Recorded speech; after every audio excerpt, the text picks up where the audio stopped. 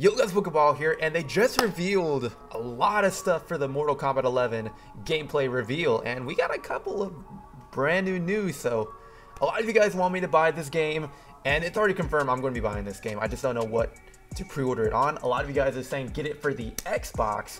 That might mean I have to upgrade this console to the Xbox One X, so that might be the console that I'm going to be pre-ordering the premium edition on. But we finally got the roster size, so I now can do a video on like what characters do I believe that should be in the roster. So I've already made this Photoshop looking thing, and I actually separated the categories from like DLC to guess to very high chances of these characters appearing in the game.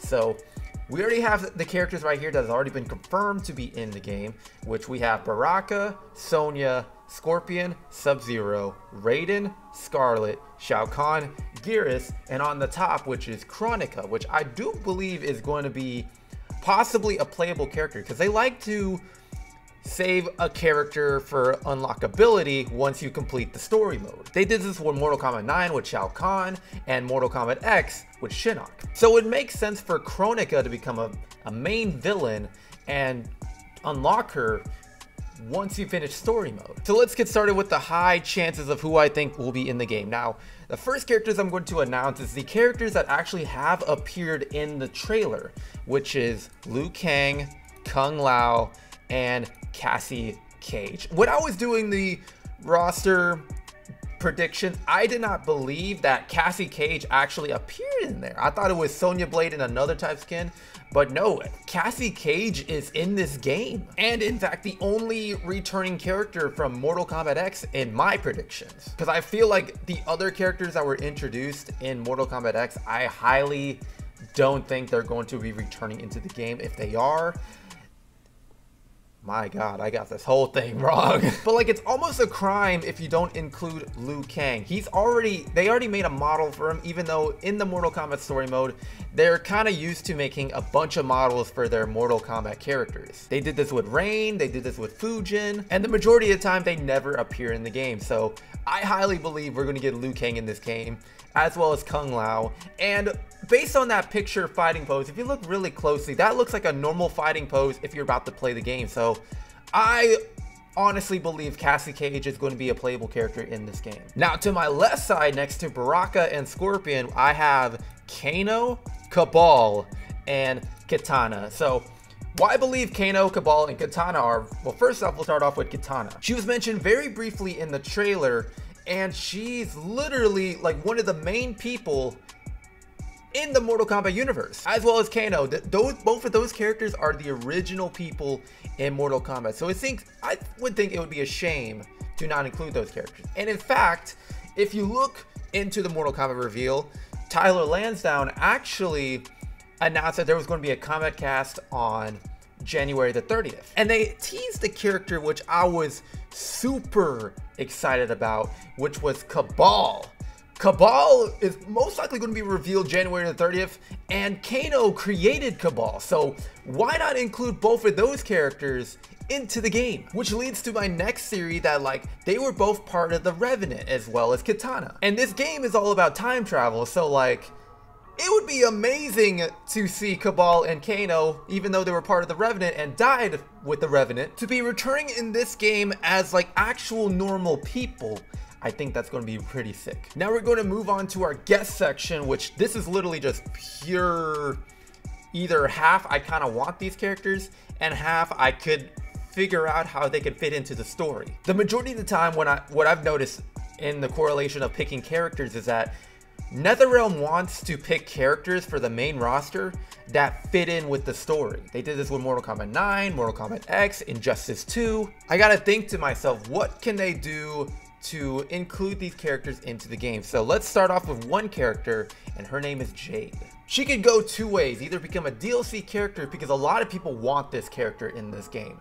But how I feel like she could be implemented into the story is that like she comes out of hiding and figures out about this new bad person named Kronika. I literally just made that bullshit up by myself because I literally don't know that much about her backstory and everything like that. I don't know, that might be a cool way to introduce that character. I don't know, I'm sorry, I'm not that big of a nerd. The next character we have is Johnny Cage. Like Like, come on, why can't you include Johnny Cage into the roster? You have Sonya Blade in the game, as well as Cassie Cage, her daughter. And to not have the father in the game, even though he's like one of the main people in Mortal Kombat, that would be a serious crime to not include him in this game. Now, another character that was actually part of the team in the last game, Mortal Kombat X, was actually Kenshi. He played a big role in helping Johnny Cage figure out what's been going on in the Mortal Kombat universe. Plus, he's an all-around sick character. He is a man with a sword that is blind. Then we have another character which could go also either way, either DLC or the main roster, and that is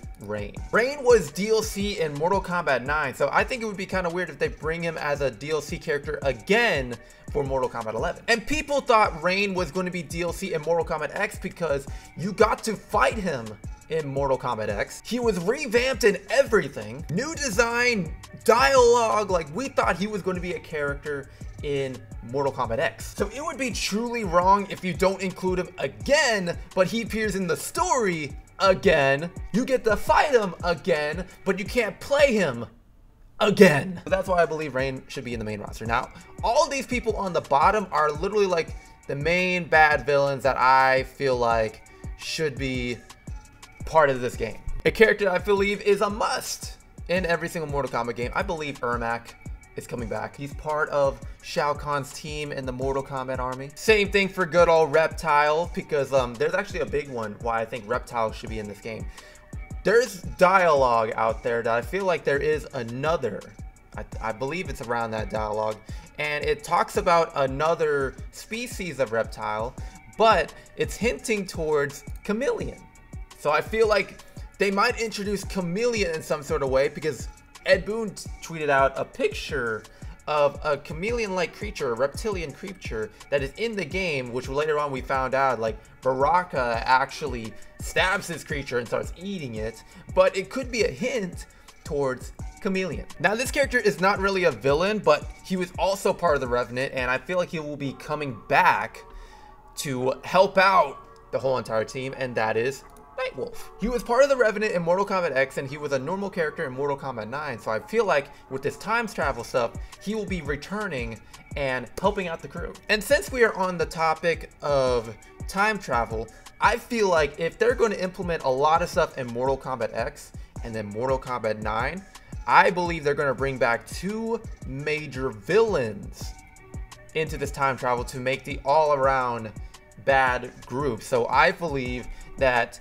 Kronika is going to bring Shang Tsung and Sindel back to life. This would be an amazing plot and ending to fight. The group gang try to defeat Shang Tsung, Sindel, Kronika, Geras.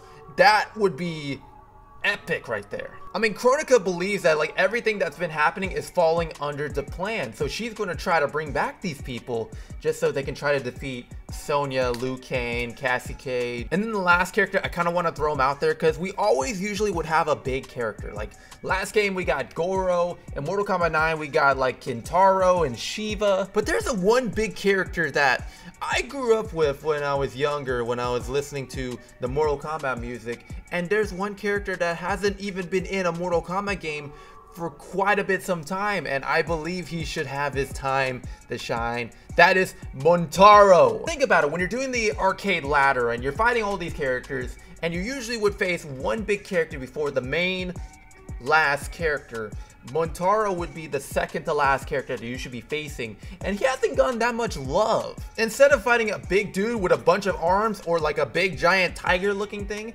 and you just face literally the centaur looking creature and try to introduce him into the story, I think a lot of people would actually love this character. Now we move on to the DLC characters, which a lot of people do not like to talk about, and a lot of you guys might look at this roster and just think about a character that they want so much, but I did not say it in the roster, and here's the reason why I would pick these characters.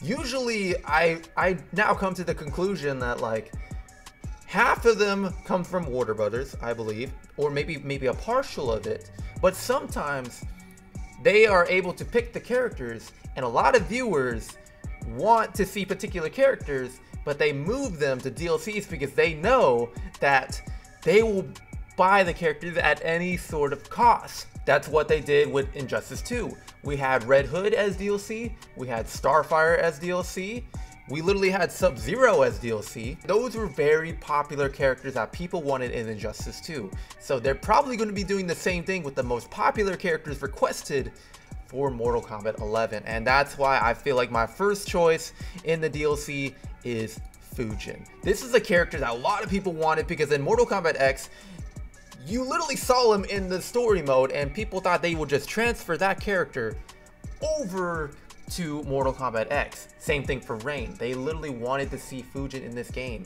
So that's going to be a first character that a lot of people would want to see as a playable character. And it makes sense to make him as a DLC because he's one of the most heavily requested characters in the Mortal Kombat community. Same for another character, which a lot of people might get mad at me for, Noob Saibot. I literally put Noob Saibot in DLC because one, he's heavily requested, but two, I don't know how you would introduce this character into the story. I can think of quite a bit of people that would want Noob Saibot in the main roster instead of DLC, but come on, he's another heavily requested character, so he has to be in DLC. Now another one I want to throw in because I didn't really want to introduce like the cybernetic area of the game, but we're going to introduce Smoke. Now I grew up with Smoke as a robot, but like I really think this game is going to like stray away from the cyber initiative. They introduced Triborg and I would love to see Triborg again in this game, but I just didn't know where to fit Triborg in there. I don't think they would make